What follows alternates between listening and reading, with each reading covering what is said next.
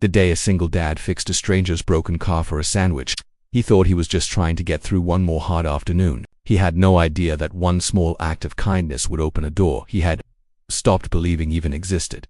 Daniel Reyes was 30, a widower, and the kind of man who looked tired even after a full night's sleep, which almost never happened. He lived with his 2 children in a small rented apartment above an old laundromat on the edge of town. His daughter, Mia, was 10 and far too mature for her age. His son, Leo, was 6, soft-hearted, talkative, and always hungry 5 minutes after eating. 3 years earlier, Daniel had lost his wife, Alina, to a sudden illness. Since then, life had become a long list of bills, school runs, part-time jobs, and quiet nights, trying not to break down in front of the kids. Daniel had once worked full-time as a mechanic at a neighborhood garage. He was good with engines, careful with people, and honest to a fault. But after the owner sold the business, Daniel lost his job. Since then, he had taken whatever work he could find: oil changes, lawn repair, delivery driving, and sometimes helping neighbors fix appliances for a little cash. That morning had started badly. The landlord had knocked on the door before breakfast. "Daniel," he said, not unkindly, "I need the rent by Friday. I've already given you extra time." Daniel nodded. "I know, I'm trying."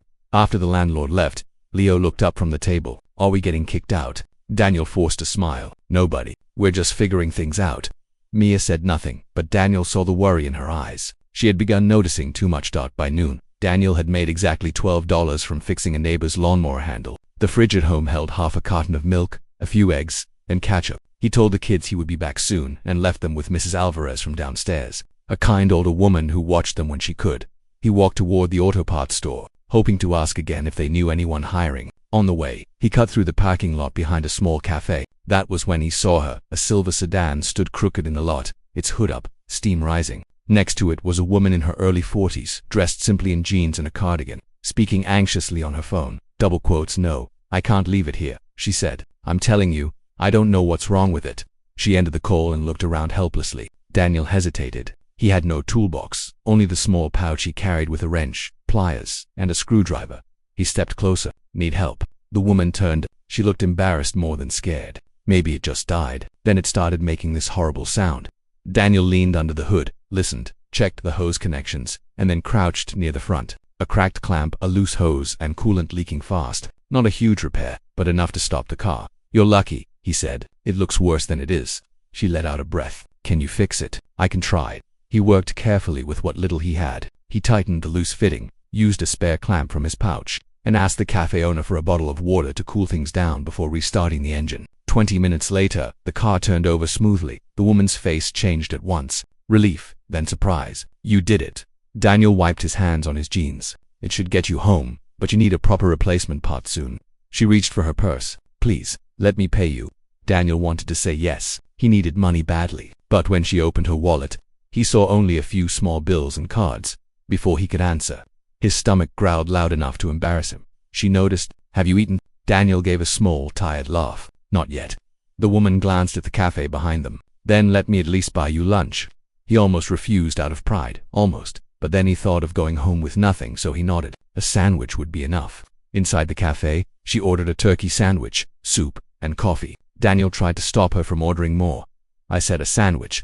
And I'm saying soup too," she replied gently. "That's not a crime." He smiled for the first time that day. They sat near the window. Her name was Claire Bennett. She asked no rude questions, but something about her calm voice made Daniel answer honestly. He told her he had 2 children. He told her work had been unstable. He did not tell her everything, but enough. Claire listened, really listened. "You fixed my car with almost nothing," she said. "That takes skill." Daniel shrugged. "Skill doesn't always pay rent." She looked at him for a moment, as if thinking hard. Then she took a napkin and wrote something on it. "My family owns a small delivery company on the other side of town," she said. "We've been having trouble with our vans. Our lead mechanic left 2 months ago. It's nothing fancy, but if you're serious about work, come tomorrow at 9 and ask for Martin. Tell him Claire sent you."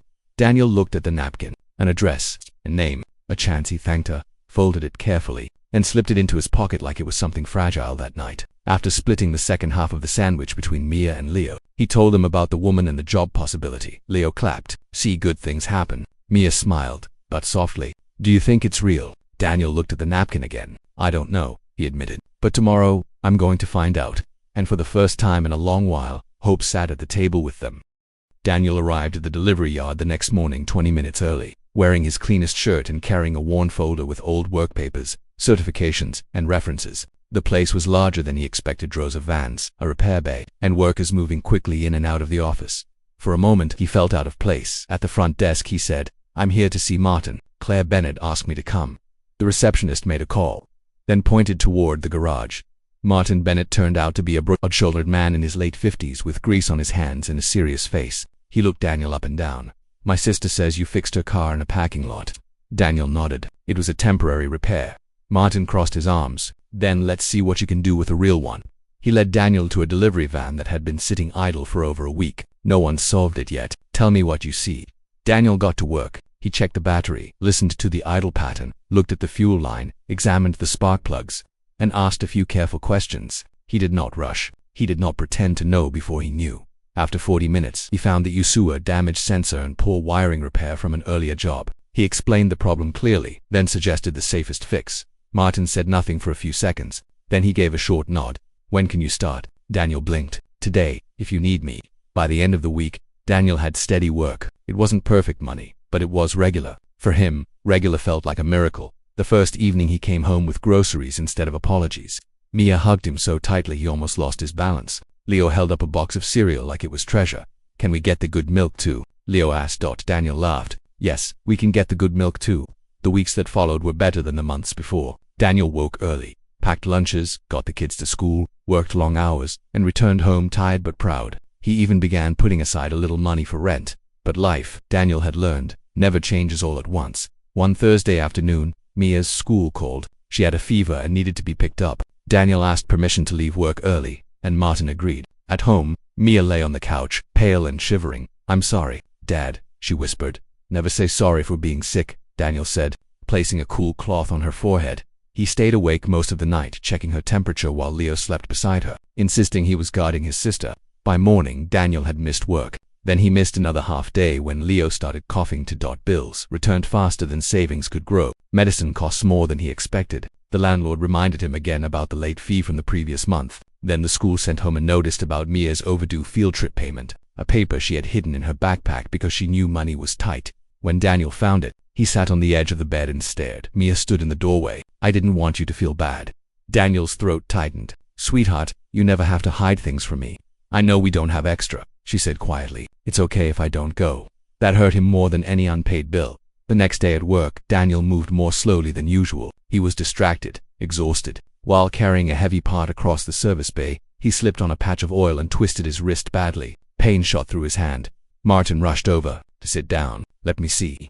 "It's fine," Daniel said through clenched teeth. But it wasn't fine. The clinic doctor wrapped the wrist and told him to rest it for several days. No heavy lifting. No repair work. Several days without work meant several days without pay. That evening, Daniel sat alone in the kitchen after the kids had fallen asleep. On the table were the rent notice, the field trip form, a pharmacy receipt, and a bill from the clinic. He pressed his good hand against his eyes.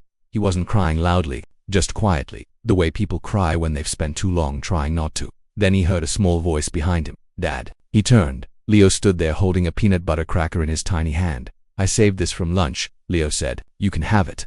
Daniel's face broke completely. He pulled Leo into his arms and held him close. A moment later, Mia came too, wrapping her arms around both of them.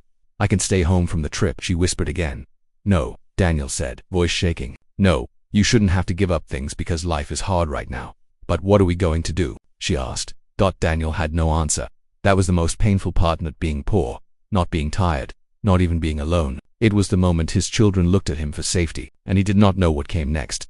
He sat there in the dark kitchen with both children in his arms, feeling the full weight of love and helplessness at the same time. And that was exactly when his phone rang. He looked at the screen. It was Claire. Daniel almost didn't answer. It was late, and his chest still felt heavy from everything that had happened. But something told him to pick up. "Hello, Daniel." Claire's voice was warm but serious. "Martin told me about your wrist. I'm sorry. How are you holding up?" Daniel looked at Mia and Leo, now half asleep against him. "I've been better." There was a pause. Then Claire said, "Can I stop by tomorrow morning? I'd like to talk to you." The next day she came to the apartment with coffee for Daniel and muffins for the kids. She looked around the small place without judgment. Mrs. Alvarez took Leo downstairs for a few minutes so Daniel and Mia could sit with Claire at the table. Claire folded her hands. "I hope this doesn't sound strange, but I haven't forgotten that day in the parking lot." Daniel said nothing. "You asked for almost nothing," she continued. "You were hungry, worried, and still honest. Later, Martin told me you worked harder than people half your age. He also told me you've been helping organize the garage, keeping records, and improving repairs without anyone asking. Daniel gave a tired smile. That part sounds like Martin. He notices everything. He does, Claire said, and so do I. She took a folder from her bag and slid it across the table. My husband passed away 6 years ago, she said softly. Before that, we started a small community transportation program. We repair donated cars and provide low-cost transport help for single parents, elderly people, and families in emergencies. The program has grown, but it's been poorly managed for a while. We need someone honest, skilled, patient, and good with people to run the repair side. Daniel stared at her. Run it? Yes, full-time salary, health benefits, flexible hours when your children need you, and a small housing support allowance during the first year. He thought he had heard wrong. Claire, I'm just a mechanic. No, she said gently. You're a father who kept going when most people would have given up. You solve problems. You treat people with dignity. Those things matter. Daniel opened the folder with shaking hands. The offer was real, a formal position. Fleet and repairs coordinator. Mia looked from the paper to her father. Dad. Daniel tried to speak, but emotion caught in his throat. Claire smiled at Mia. Your father helped me when he expected nothing in return. People like that are rare. Daniel finally found his voice. Why me? Claire leaned back and answered simply. Because the day you were hungry you still chose to help first. People reveal who they are in hard moments. For a long time, Daniel said nothing. He thought of Alina. He thought of the nights he counted coins. He thought of Leo offering him that tiny cracker. He thought of Mia hiding the field trip paper to protect him. Then he looked at Claire and said, I'll do it. I'll give it everything I have. And he did. Over the next few months, Daniel helped rebuild the program. He organized repairs, trained to young helpers, created a simple maintenance system, and worked with drivers who delivered medicine, picked up elderly patients, and took struggling parents to job interviews and doctor appointments. For the first time in years, Daniel's work was not just paying bills. It meant something. At home, life slowly changed. The rent was paid on time. The fridge stayed full. Mia went on her field trip and came home with pictures and stories. Leo got the red sneakers he had been talking about for months. On weekends, Daniel sometimes took the kids to the park with sandwiches packed in a cooler, and they laughed the way families do when fear finally loosens its grip. One Saturday, Claire invited them to a small community picnic celebrating the transportation program's expansion. At the end of the event, she stood up in front of everyone and thanked the volunteers, the drivers, and the families. Then she called Daniel forward. He looked surprised. What is this? Just come here, Claire said. She handed him a framed photo. It was a picture of the old silver sedan parked behind the cafe. The day they met, at the bottom was a small engraved line. One act of kindness can restart more than a car. Daniel looked down, overcome. The crowd clapped, but all he could focus on were Mia and Leo smiling at him from the front row. That night, after the kids had gone to bed, Daniel stood by the window holding the framed photo. For the first time in a long time, he did not feel like life was happening to him. He felt like he had found his place in it again. He had fixed a car for a sandwich, but what came back to him was dignity, steady work, hope for his children, and a future that no longer felt closed. Sometimes the biggest changes do not begin with money, luck, or power. Sometimes they begin with a tired father, an open hood, and one simple choice to help.